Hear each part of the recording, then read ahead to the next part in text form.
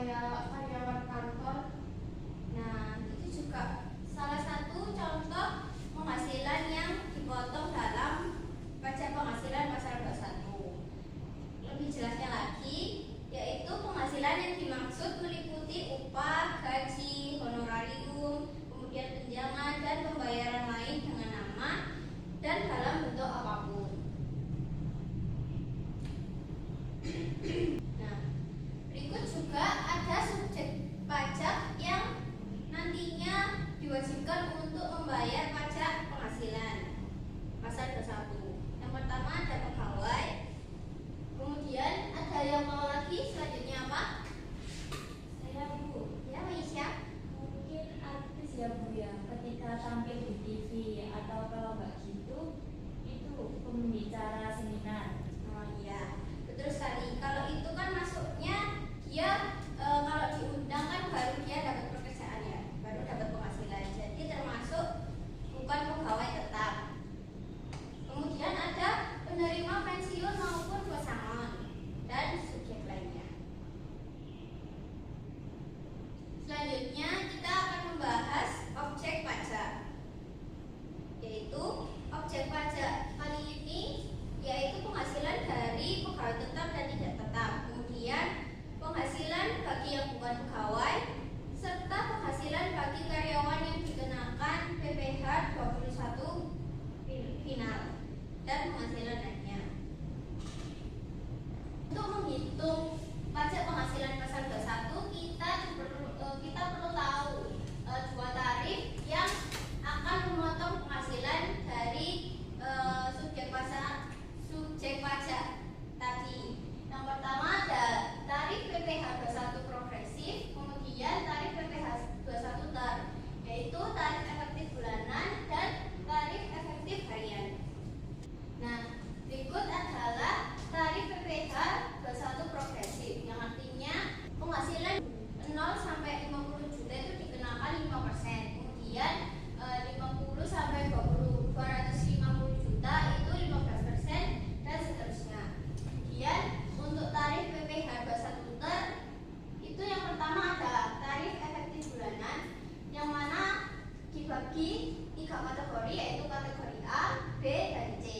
Nah, statusnya kalau kategori A itu tidak kawin tanpa tanggungan, yaitu sebesar 54 juta, kemudian tidak kawin dengan satu tanggungan, yaitu 58,5 juta, dan seterusnya.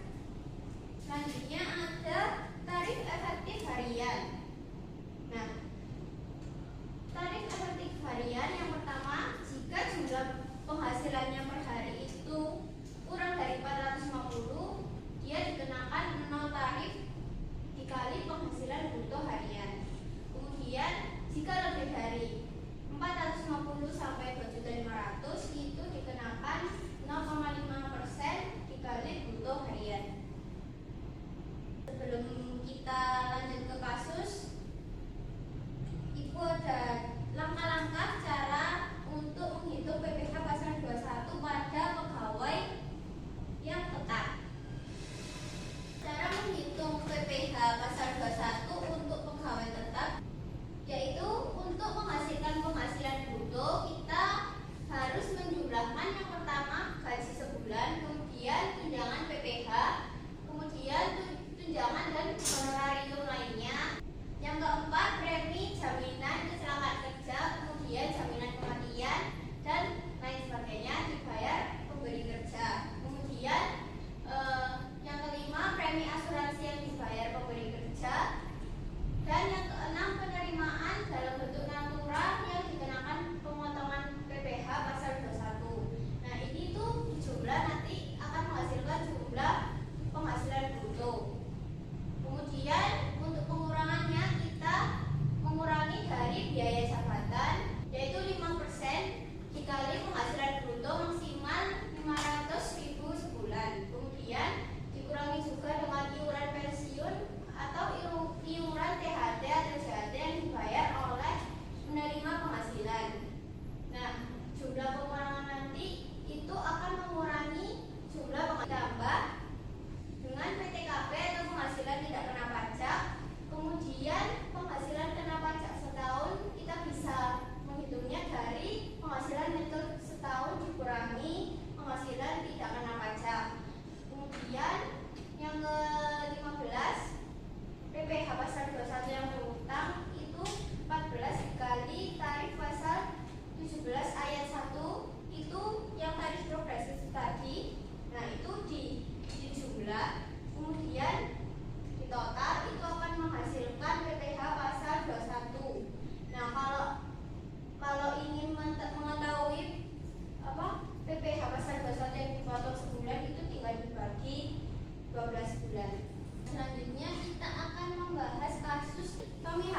bekerja di Universitas Nusantara. Ia memperoleh gaji sebulan berupa gaji pokok sebesar 6 juta. Kami hakim membayar iuran pensiun sebesar 100.000. Nah, Tommy ini sudah menikah tapi belum punya anak. Jadi perhitungannya bisa sebagai berikut. Nah, tadi kan gaji sebulannya Tommy ada berapa? 6 juta. Ya, 6 juta. Kemudian dari gaji sebulan ini kita kurangkan dengan biaya jabatannya, yaitu 5% dikali gaji sebulannya Tommy 6 juta tadi, yaitu sama dengan 300.000. Nah, 300.000 tadi ditambah dengan iuran pensiun 100.000. Jadi 400.000. Nah, 400.000 ini akan mengurangi gaji sebulannya Tommy. Jadi penghasilan neto sebulan Tommy yaitu 5.600.000. Ya. terus kali 100. Kemudian dari penghasilan neto sebulan itu kita bisa mendapatkan penghasilan neto setahunnya hanya dikali dengan 12. Jadi penghasilan neto sebulan dikali 12 yaitu 67.200.000. Nah, penghasilan kena pajaknya untuk pasal 21 setahun itu 5% dikali 8.700.000 tadi, yaitu menghasilkan 435.000. Kemudian untuk sebulannya tinggal 435.000 dibagi 12, yaitu 36. Nah, dari penjelasan panjang Ibu tadi, adakah yang ingin bertanya atau yang kurang dipahami? Sudah paham, Oke, kalau begitu, kalau sudah tidak ada yang ingin bertanya, sekarang Ibu mau kalian membentuk 3 kelompok, masing-masing kelompok itu 3 orang ya. Setelah kalian nanti itu sudah membentuk kelompok, kita akan main games, yaitu jawab cepat. Habis itu kita bakalan latihan soal juga tentang tadi latihan soal ini mengenai PPH pasal 21. Nah, kelompoknya ini mau dipilihkan atau memilih sendiri? Pilih sendiri, Bu. Ya udah. Yang 3 orang aja ya. Sudah duduk sesuai kelompok anak-anak? Sudah, Bu. Nah, selanjutnya Ibu punya kartu di depan ini. Silakan diambil. Perwakilan 1 orang per kelompok. Ya, tolong dibagi. Nah, ketika udah dapat, perhatikan ya anak-anak. Iya, Bu. Kalian kan sudah dapat kartunya masing-masing. Nah, nanti itu Ibu akan memberikan pertanyaan, kemudian pilihannya nanti ada 5. Jadi berdasarkan kartu angka tersebut kalian harus mengangkat sesuai dengan pilihan yang ada di depan PPT ini. Nah, selanjutnya ketika kalian jawab benar dan dia paling cepat akan mendapatkan poin. Siap kalian? Siap, Bu. Oke. Langsung saja pertanyaan pertama. PPH pasal 21 dikenakan kepada pilihan pertama orang pribadi atas penghasilan terkait pekerjaan, jasa, atau kegiatan. Kemudian pilihan kedua, semua perusahaan yang memiliki pegawai, dan pilihan ketiga, badan usaha milik negara. Keempat, wajib pajak luar negeri, dan kelima, semua jawaban benar. Ibu hitung 1 sampai 3, langsung diangkat ya pilihan yang menurut kalian benar. Iya, Bu. 1, 2, 3. 3. Kelompok 3.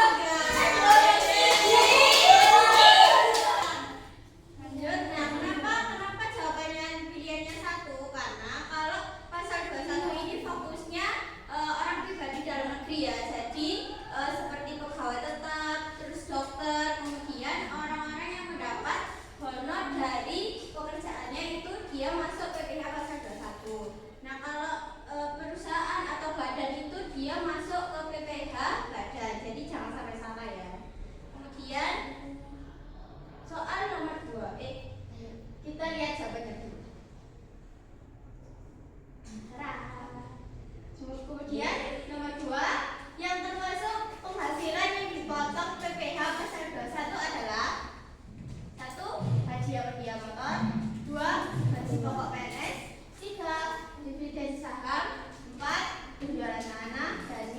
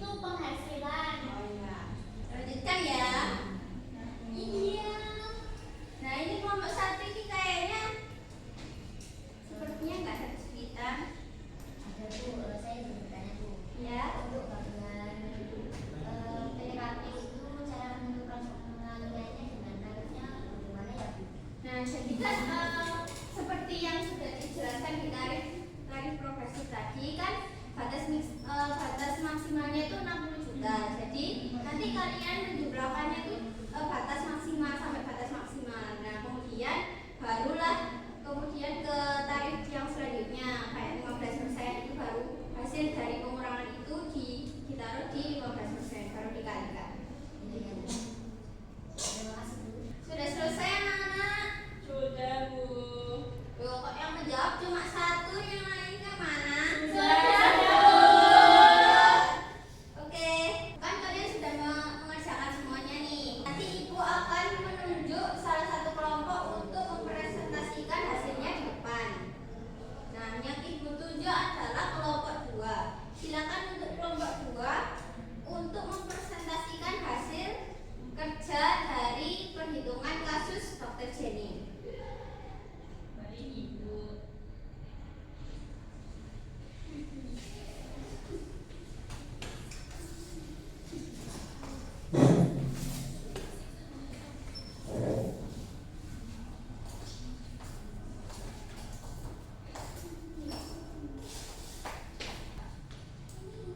Baik, kami izin mempresentasikan dari kelompok 2. Bentar, kelompok 2. Kelompok 3 diperhatikan, nanti nggak bisa jawab loh. Iya, lanjutkan Bu. ya. Maaf. Ya, lanjutkan. Baik, Ibu. Izin melanjutkan. Untuk yang pertama, kami hitung dulu untuk penghasilan bruto sebulan. Jadi dari Jenny menerima gaji pokok sebesar 20 juta karena tidak ada tunjangan lain. Maka penghasilan brutonya sama dengan 20 juta. Yang kedua, kami mengurangi dengan biaya jabatan, yaitu sesuai ketentuan biaya jabatan itu 5% dari gaji sebulan. Nah, ya kelompok 3 bisa mengasih komentar atau perbaikan dari kelompok 2. Kayaknya itu Bu, belum dikurangi iuran pensiun. Betul sekali. Jadi ini belum dikurangi dari iuran pensiun ya, cuma biaya jabatan aja. Jadi yang benar itu yang seperti ini. Hasilnya 1.556.333 itu ya kelompok